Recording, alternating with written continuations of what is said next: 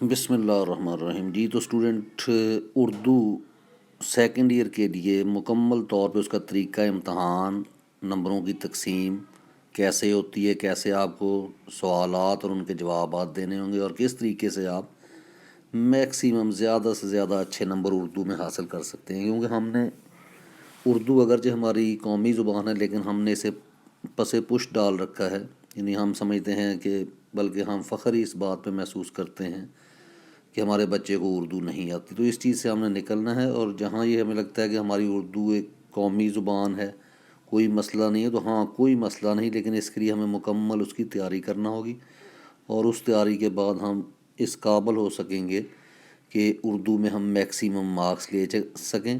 اور یہ آپ کو بات بتا دی جائے کہ اردو انگلش سبجیکٹ سے زیادہ مشکل ہے اگر اسے مشکل بنا لیا جائے، اور اگر آسان لیا جائے، اس میں اپنا انٹرسٹ پیدا کیے جائے، آپ کا شوق ہو، آپ کو اردو کے الفاظ استعمال کرنے کا شوق پیدا ہو جائے، آپ محاوروں کو یاد کریں، آپ چاہیں کہ اس کے بھی 100 مارکس ہیں، انگلش کے بھی 100 مارکس ہیں، تو پھر آپ اس طریقے سے اس کی تیاری کرتے ہیں کہ آپ اس میں بہت اچھے نمبر لیتے ہیں، اور جس کا آپ کی ڈویژن پر بھی فرق پڑتا ہے۔ تو آغاز ہم کرتے ہیں کہ ہمارے جو ہے اردو کا جو 12ویں جماعت کے لیے سیکنڈ ایئر کے لیے امتحان ایگزام ہوگا، اس کی نمبروں کی ترتیب کیسے ہوگی، پیپر جو ہے وہ کیسے آئیں گے، معروضی کیسے آئے گا۔ معروضی کہتے ہیں آبجیکٹیو کو، آبجیکٹیو ٹائپ، اور انشائیہ حصہ انشائی سبجیکٹیو ٹائپ۔ تو یہ کس طریقے سے آئیں گے یہ آپ کو مکمل جو ہے ہم بتانے جا رہے ہیں۔ جی تو اس کو سمجھیں۔ جی سب سے پہلے جو حصہ معروضی جو کہ 20 اس کے نمبر ہیں، اور آپ کو تقریباً 20 منٹ کا، پورا 20 منٹ کا ہی وقت دیا جاتا ہے۔ اس میں کون کون سے سوال آتے ہیں؟ نمبر 1 پہ جو ہے 5 نمبر کا سوال آئے گا، نصابی کثیر الانتخابی سوالات، یعنی اس میں کثیر الانتخابی سے مراد کہ چوائسیز جس میں دی جاتی ہیں، جیسے آپ انگلش میں پڑھتے ہیں تو اس میں چوائسیز بھی ہوں گی، اور یہ آپ کا 5 نمبر کا کویسچن ہوگا۔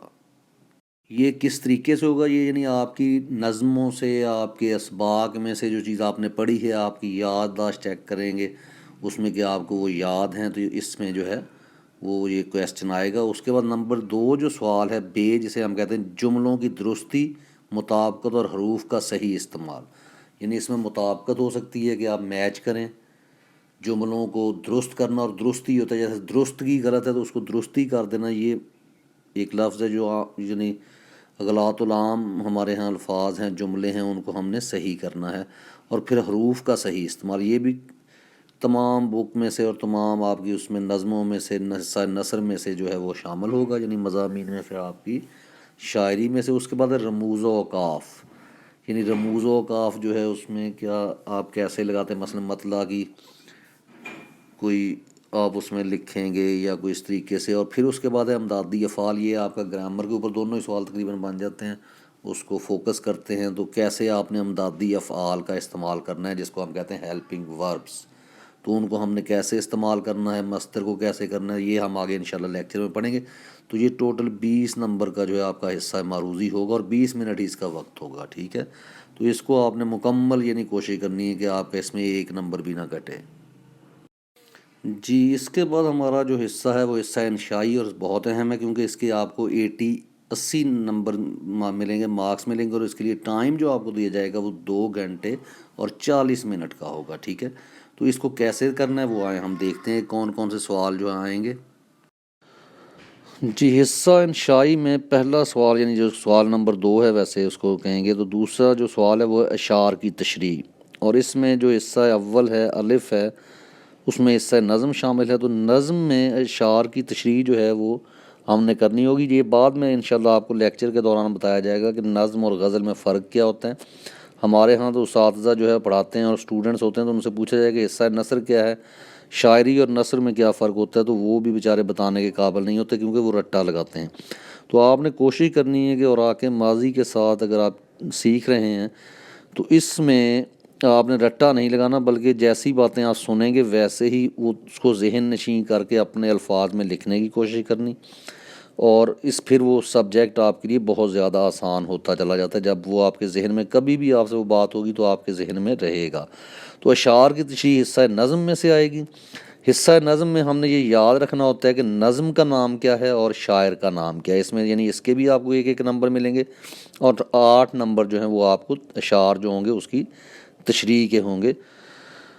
تو اس کے بعد آ جاتا ہے اسی میں جو ہے سوال نمبر 2 کا جو بے جزو ہے اس میں اشعار کی تشریح حصہ غزل میں سے ہے. تو غزل میں جو ہے وہ شاعر کا نام آپ نے یاد رکھنا ہے. یہ ضروری نہیں کیونکہ غزل کا کوئی عنوان نہیں ہوتا، تو اس لیے بس صرف آپ نے بتانا ہے کہ یہ میر تقی میر کی غزل ہے، یہ غالب کی ہے، یہ مومن کی ہے. پورا نام آپ کو یاد ہو مومن خان مومن، اور اس میں شاعر وہ آگے طریقہ آپ کو بتایا جائے گا. اس کے بعد ہے سوال نمبر 3 کی طرف آئیں. حوالہ متن اور سیاق و سباق کے حوالے سے تشریح حصہ نثر بہت اہم سوال ہے، 15 نمبر کا ہے. اس میں آپ نے نہ صرف حوالہ متن دینا ہے کہ یہ کس نے مضمون لکھا ہے اور اس مضمون کا نام کیا ہے، اس کے نمبر ہوں گے دونوں کے ایک ایک. پھر اس کے بعد سیاق و سباق کا آپ نے لکھنا ہے.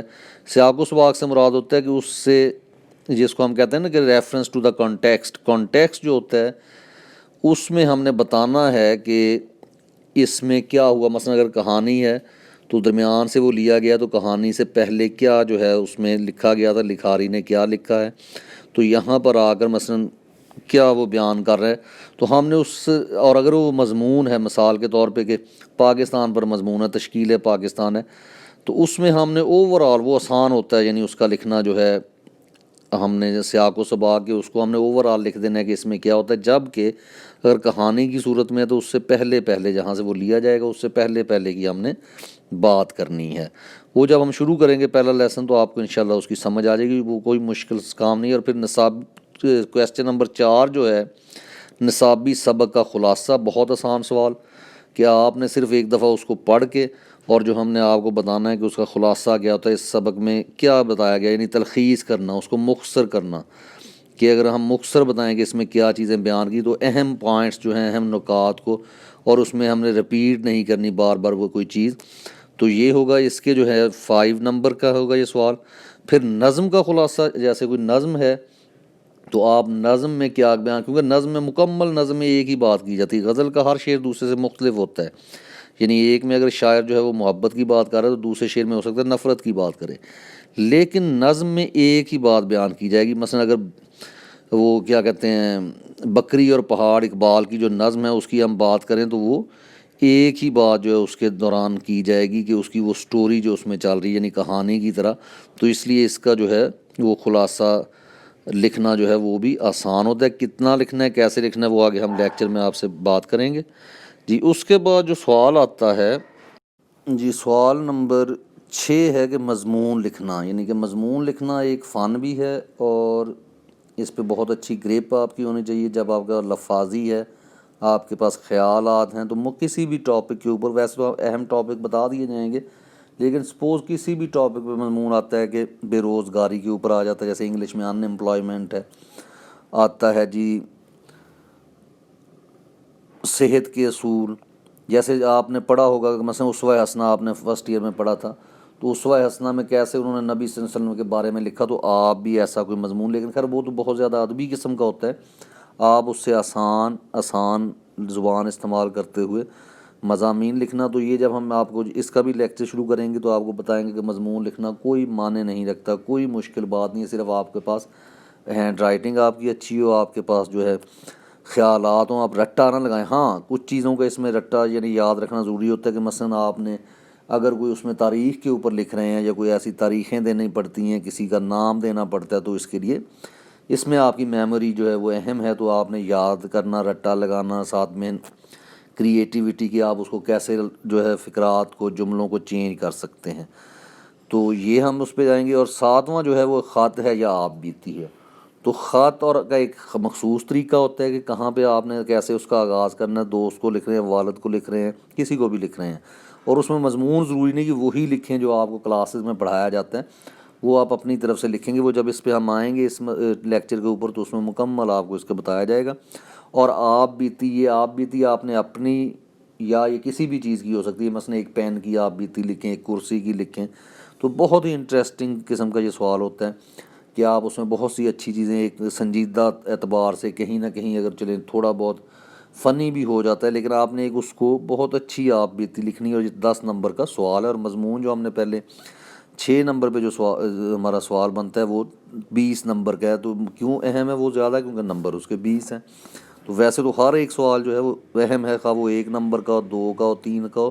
تو لیکن انشاءاللہ ہم اس کو اس طریقے سے اسٹڈی کریں گے کہ آپ کو یہ ایگزام دیے ہوئے جب 10 سال بھی گزر جائیں گے تو آپ کو وہ چیزیں یاد ہوں گی، کیونکہ ہم نے یہ رٹا نہیں، ہم نے اس کو سمجھ کے کرنا ہے، اور سمجھ کے انشاءاللہ چلیں گے. اور اللہ آپ کا حامی و ناصر ہو. Thank you. انشاءاللہ ہم سٹارٹ لیں گے اپنا پہلا جو ہے سبق جو ہے ہم آئیں گے اسی، بلکہ پیپر کے طریقے سے آئیں گے. ہم اس سال نظم سے شروع کریں گے اور ساتھ اس کے معروضی جو سوالات ہیں اس کو دیکھیں گے.